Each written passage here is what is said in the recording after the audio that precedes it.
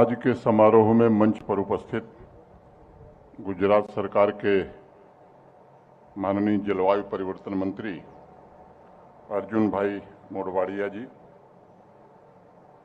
उच्च एवं तकनीकी शिक्षा के मंत्री आदरणीय विकास भाई छांगा जी, माननीय जसू भाई राठवा साहब, माननीय शैलेश महतो जी, जगदीश भाई प्रजापति जी, श्रीमती गायत्री महिला जी, माननीय अनिल धामेलिया जी, भरत भाई, सभी सम्माननीय बंधुओं, सभा में उपस्थित बहनों और भाइयों, नौजवान मित्रों, सरदार वल्लभ भाई पटेल की जन्मस्थली करमसाद से एकता नगर की पदयात्रा में आज आपके गांव में मैं आप सभी साथियों का अभिनंदन करता हूं और सबसे पहले सरदार वल्लभ भाई पटेल के चरणों में शीश नवाता हूं। ये मेरा परम सौभाग्य है कि इस महत्वपूर्ण कार्यक्रम में भारत सरकार के युवा कल्याण मंत्रालय की वजह से मुझे उपस्थित होने का सौभाग्य प्राप्त हुआ है। सरदार वल्लभ भाई पटेल की 150वीं जयंती के ऐतिहासिक अवसर पर आयोजित यह पदयात्रा सरदार साहब के आदर्शों, उनके मूल्यों, उनके सिद्धांतों और उनकी शिक्षा पर चलने का एक संकल्प है। यह पदयात्रा भारत निर्माण के सामूहिक संकल्प का भी एक प्रतीक है। यह पदयात्रा युवा ऊर्जा के साथ विकसित भारत के निर्माण को गति देने की प्रतिबद्धता का भी प्रतीक है। यह पदयात्रा इस सदी को भारत की सदी बनाने की हमारी आकांक्षा का प्रतीक है। यह पदयात्रा सरदार साहब के एक भारत श्रेष्ठ भारत के संकल्प और समता के दर्शन को साकार करने का प्रतीक है। आज अगर भारत अपने आप को दुनिया का सबसे बड़ा लोकतंत्र कहने में गौरव महसूस करता है तो निश्चित रूप से उसके पीछे सरदार पटेल के आदर्श और उनके विजन की सबसे बड़ी ताकत रही है।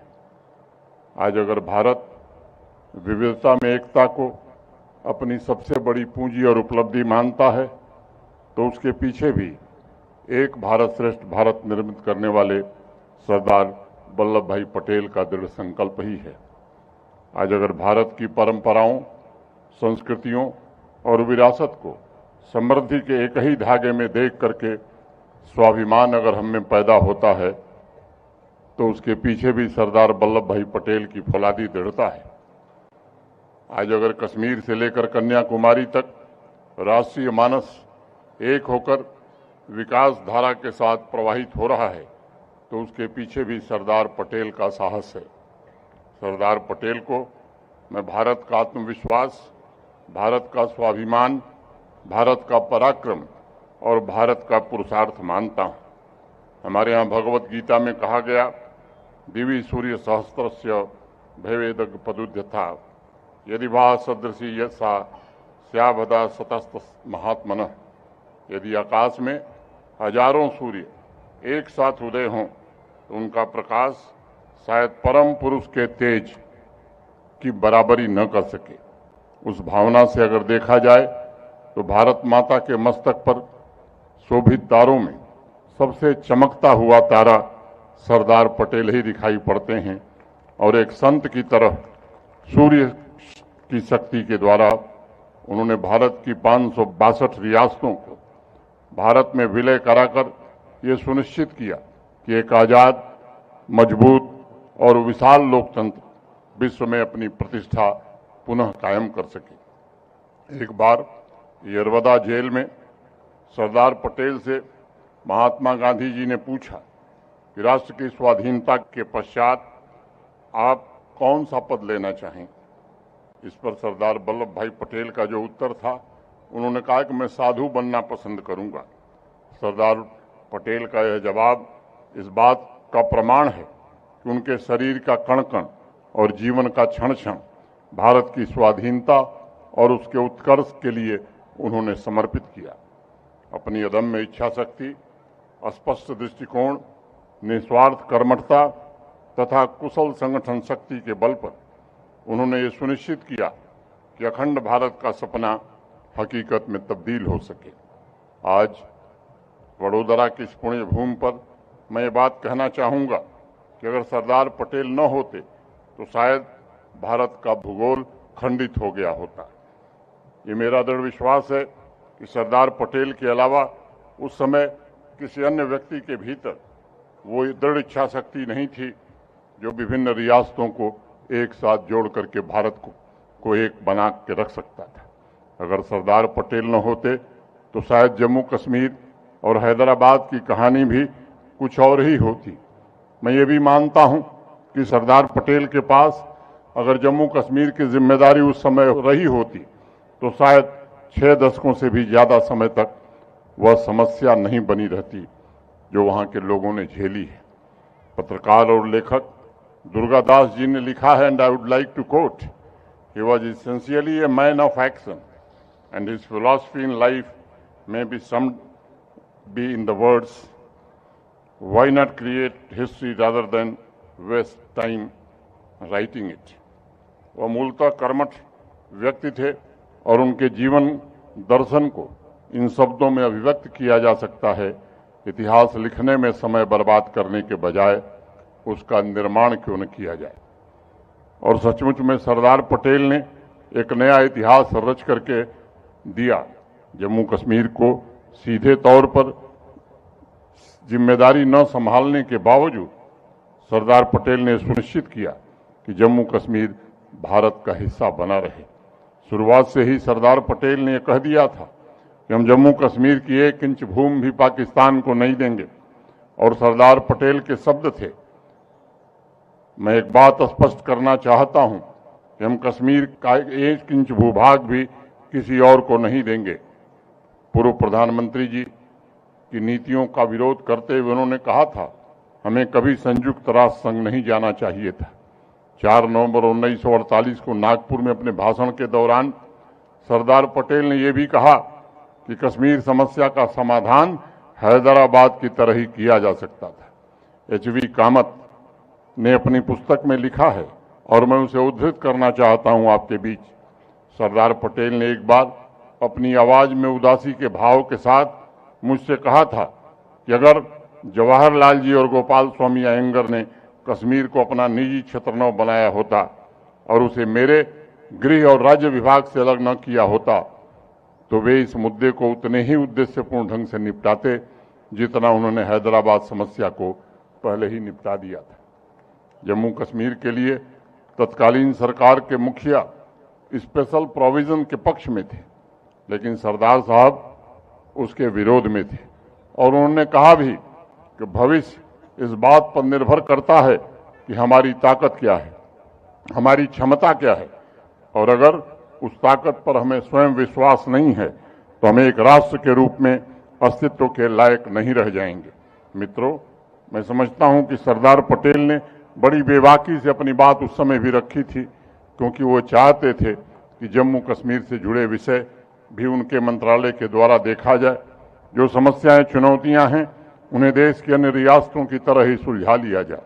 लेकिन किन्हीं कारणों से उस समय के मुखिया और उनके इशारे पर चल रहे गोपाल स्वामी को यह मंजूर नहीं था। 23 दिसंबर 1947 को सरदार पटेल को लिखे पत्र में उस समय के प्रधानमंत्री नेहरू जी ने स्पष्ट किया था कि जम्मू कश्मीर का मसला सरदार साहब के अधीन नहीं है और उन्हें सिर्फ उठाए गए कदमों की जानकारी सरकार के द्वारा दी जाएगी। इसके अलावा वह स्वयं कोई निर्णय नहीं कर सकते। सरदार पटेल ने उसी दिन मंत्रिमंडल छोड़ने का विचार किया था, लेकिन वो पत्र भेजा नहीं गया और सरदार साहब को मनाया गया कि वो ऐसा न करें, ऑफिशियली उस पत्र को न भेजें। उस पत्र का ड्राफ्ट आज भी मौजूद है, जो इस बात को बताता है कि अगर जम्मू कश्मीर का मुद्दा सरदार साहब के हाथों में होता तो भारत का इतिहास और भारत का भूगोल कुछ और होता। मैं एक और बात उद्धृत करना चाहता हूं ताकि नई पीढ़ी इतिहास को सही तरीके से समझ सके।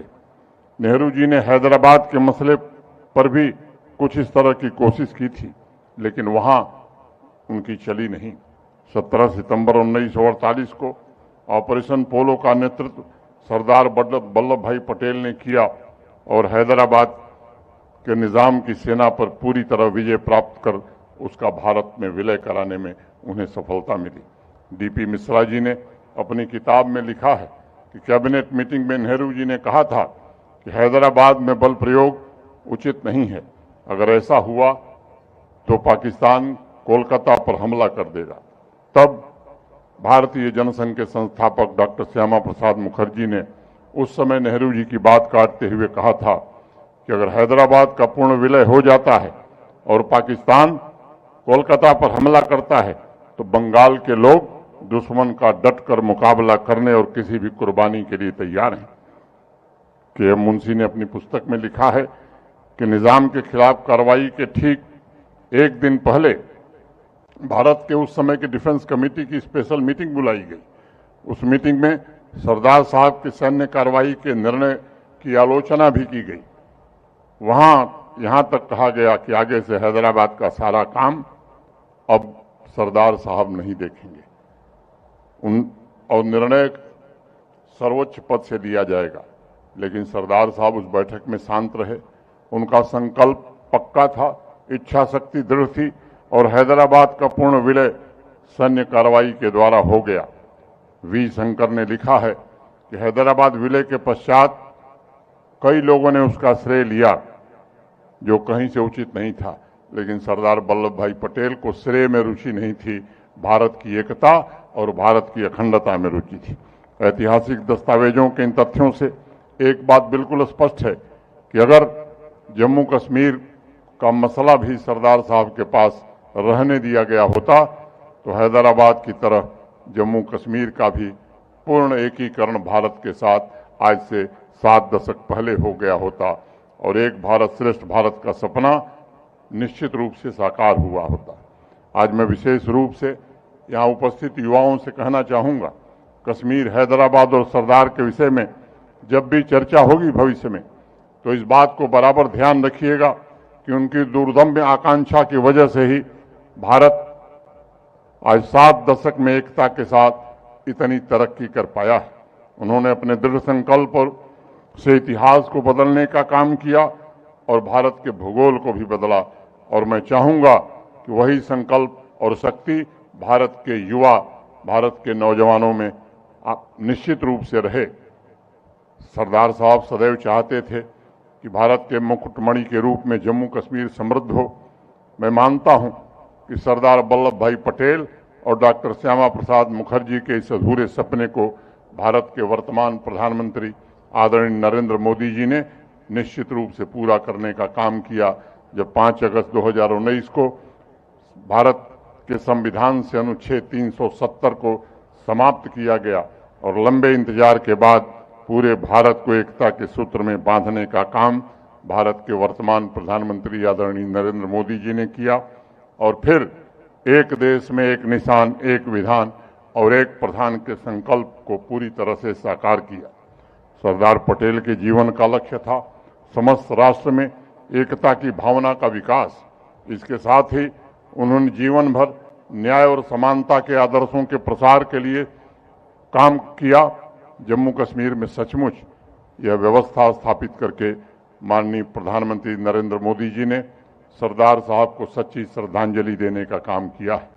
माननीय प्रधानमंत्री जी ने सभी नागरिकों के लिए विकास, सामाजिक न्याय और गरिमापूर्ण जीवन जीने का समान अवसर उपलब्ध कराने में भी सफलता पाई है और आज मैं यहाँ इस सभा में कह सकता हूँ कि पिछले 5 वर्षों में जम्मू कश्मीर में शांति, स्थिरता और आशा के नए युग की शुरुआत हुई। कई दशकों से चल रहे आतंकवाद और अलगाववाद पर काफी हद तक नियंत्रण पा लिया गया है। अब वहाँ कोई स्टोन पेल्टिंग नहीं होती, पाकिस्तान के इशारे पर कोई बंद और हड़ताल नहीं होती। आतंकवादियों के जितने आला कमांडर थे, चाहे जिस तंजीम के हैं, उन्हें सुरक्षा बलों ने मार गिराया है। कुछ लोग अगर सर उठाने की कोशिश कर रहे हैं तो उन्हें भी पूरी तरह कुचल दिया जाएगा। संस्कृति और परंपराएं पुनः पुनर्जीवित हुई हैं। लोकतांत्रिक मूल्यों के सशक्तिकरण और पारदर्शी शासन से वहाँ के विकास की परियोजनाओं में भी काफ़ी तेजी आई है। आज इस अवसर पर मैं सरदार पटेल के उस स्टेटमेंट को याद करना चाहता हूँ जिसमें उन्होंने कहा था कि एकता के बिना कोई भी राष्ट्र महान नहीं बन सकता है। मैं विशेष रूप से नई पीढ़ी के युवाओं से कहना चाहता हूँ, एकता किसी समाज या राष्ट्र की सबसे बड़ी शक्ति होती है और मैं मानता हूँ कि एकता के 3 महत्वपूर्ण पिलर्स हैं: साझा मूल्य, साझी पहचान और एक समान उद्देश्य। ये 3 पिलर्स सच्ची एकता का भवन निर्मित करते हैं। जो देश वास्तव में एकजुट हैं वो न सिर्फ अपने विकास के लिए संसाधन जुटा सकते हैं, व्यक्तिगत रूप से त्याग कर सकते हैं, चुनौतियों का भी सफलतापूर्वक सामना कर सकते हैं, बल्कि उन तत्वों को भी एकता की ताकत से नस्तनाबूद कर सकते हैं जो समाज को तोड़ने का काम करते हैं। इस एकता की ताकत का प्रतिबिंब मैं नहीं, हम के भाव में स्पष्ट रूप से नजर आता है। जब पूरा समाज एकजुट होता है तब लगता है कि वो एक दूसरे से अलग नहीं है बल्कि एक दूसरे से जुड़े हुए हैं। तब हम की ताकत से आपसी विश्वास पैदा होता है, अपराध कम होते हैं, रूल ऑफ लॉ का शासन होता है। मैं ये भी मानता हूँ कि एकीकृत समाज विकास की गारंटी है। एकीकृत समाज ही शौर्य का परिचायक है, चाहे आंतरिक सुरक्षा की बात हो या बाहरी खतरों से मुकाबला करना। दोनों परिस्थितियों में सामाजिक एकजुटता किसी सैन्य हथियार से कम ताकतवर नहीं होती। अगर कोई राष्ट्र एकजुट है तब कम संसाधन के बावजूद अपने से बड़े राष्ट्र को हरा सकता है। यही नहीं, एकता और आंतरिक सामंजस्य ये सुनिश्चित करता है कि समाज में साइंस, आर्ट, इनोवेशन, इन तीनों को बढ़ावा मिले और आपसी द्वेष की बजाय समाज की ऊर्जा सृजन के काम में लगे। इसलिए वडोदरा की सभा में मैं नौजवानों से आह्वान करना चाहूँगा कि समाज के हर एक वर्ग में आंतरिक सामंजस्य स्थापित हो। ये हम सब की जिम्मेदारी है। हम सरदार पटेल की जिस महान विरासत के उत्तराधिकारी हैं उसका जीवंत बोध हो ताकि समान उद्देश्य से हम रचनात्मक दिशा में आगे बढ़ें भी और दूसरों को भी प्रेरित करें। साथियों, में मेरा मानना है कि राष्ट्र के विकास के लिए 5 पिलर्स, रूल ऑफ लॉ, राष्ट्रीय पहचान और सामाजिक सामंजस्य, मेरिटोक्रेसी और एजुकेटेड ह्यूमन कैपिटल, सामाजिक आर्थिक समता तथा गुड गवर्नेंस, ये नितांत आवश्यक है। इन 5 पिलर्स का मुख्य आधार हमारी एकता है। इतिहास गवाह है कि कोई भी समाज इन 5 पिलर्स और उसकी नींव में मौजूद एकता के बगैर वास्तव में प्रगति नहीं कर सका है। प्रगति के लिए प्रतिदिन करोड़ों लोगों के बीच आपसी सहयोग की आवश्यकता होती है। इसलिए एकता को मैं राष्ट्र का अदृश्य नहीं दिखने वाला इंफ्रास्ट्रक्चर मानता हूँ जो निरंतर हमारी प्रगति को सुनिश्चित करता है। इसी एकता के लिए भारत के माननीय प्रधानमंत्री आदरणीय नरेंद्र मोदी जी ने 300 समाप्त करने के अलावा 1 नेशन 1 टैक्स के रूप में जीएसटी लागू किया। 1 नेशन 1 राशन कार्ड के द्वारा ये सुनिश्चित किया कि अगर कोई गरीब व्यक्ति दूसरे राज्य से दूसरे राज्य में जाता है तब भी सुगमता से उसका अधिकार मिले और एकता का भाव भी मजबूत हो। माननीय प्रधानमंत्री जी ने 1 नेशन 1 हेल्थ कार्ड द्वारा भी ये सुनिश्चित किया कि सामान्य नागरिक को देश के किसी भी कोने में स्वास्थ्य की सुविधा मिल सके ताकि एकता का मंत्र उसकी चेतना का हम हिस्सा बन सके।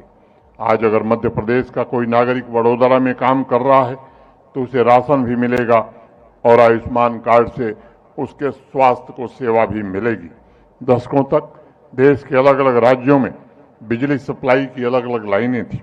एकता के मंत्र के साथ माननीय प्रधानमंत्री जी ने 1 नेशन 1 ग्रिड के संकल्प को भी साकार किया। राष्ट्रीय शिक्षा नीति, डिजिटल इंडिया मिशन, गति शक्ति, एक भारत श्रेष्ठ भारत के कार्यक्रम, हर घर तिरंगा, वंदे मातरम, काशी तमिल संगम, मेरी माटी मेरा देश, ऐसे अनेक कार्यक्रम और आयोजनों ने देश की एकता को मजबूत बनाया है और माननीय प्रधानमंत्री जी ने उन सभी सपनों को साकार किया है जो सरदार साहब ने कभी देखा था। आज की पदयात्रा में अपनी बात पूरी करने से पहले मैं एक बात कहना चाहता हूँ। सरदार पटेल साहब की 150वीं जयंती के साथ साथ पूरा देश वंदे मातरम का भी 150वां वर्ष मना रहा है। आपके बीच ये बताते हुए मुझे प्रसन्नता हो रही है कि जम्मू कश्मीर की कुल आबादी देश की आबादी की महज 1% है, लेकिन अभी जो नेशनल रैंकिंग के परिणाम आए उसमें जम्मू कश्मीर पूरे देश में पहले नंबर पर है और जो टॉप 10 सर्वोच्च जिले हैं उसमें 9 जिले जम्मू कश्मीर के हैं और देश का पहला जो फर्स्ट डिस्ट्रिक्ट है वो भी किश्तवाड़ जिला, वो भी जम्मू कश्मीर का है। तो ये 370 हटने का परिणाम है, माननीय प्रधानमंत्री जी के नेतृत्व का परिणाम है। मैं एक बात और कहना चाहूंगा कि आने वाले 22 वर्ष हम सबके लिए, पूरे भारत के लिए बड़े महत्वपूर्ण हैं, क्योंकि तभी हम आज़ादी का शताब्दी वर्ष 2047 में मनाएंगे और विकसित भारत के लक्ष्य को हासिल करने का हमारा सपना भी पूरा होगा। इन 2 दशकों में हम सभी को एकता के मंत्र के द्वारा सामाजिक सामंजस्य को प्राथमिकता देकर विकसित भारत के संकल्प को पूरा करना है, भारत के निर्माण को गति देनी है और 21वीं सदी भारत की सदी बने, इसके लिए हम सबको जुट जाना है। तो मैं आप सबसे निवेदन करूंगा कि आइए इस पवित्र दिन पर, इस यात्रा में हम संकल्प लें कि हम प्राण से जुट करके 2047 तक भारत को एक विकसित राष्ट्र बनाएंगे और 21वीं सदी भारत की सदी बनाकर सरदार वल्लभ भाई पटेल के सपनों को पूरा करने में जुटेंगे। यही निवेदन करते हुए मैं आप सबके प्रति हृदय से आभार व्यक्त करते हुए अपनी बात यहीं पूरी करता हूं। बहुत बहुत धन्यवाद। जय हिंद, जय भारत। धन्यवाद महोदय।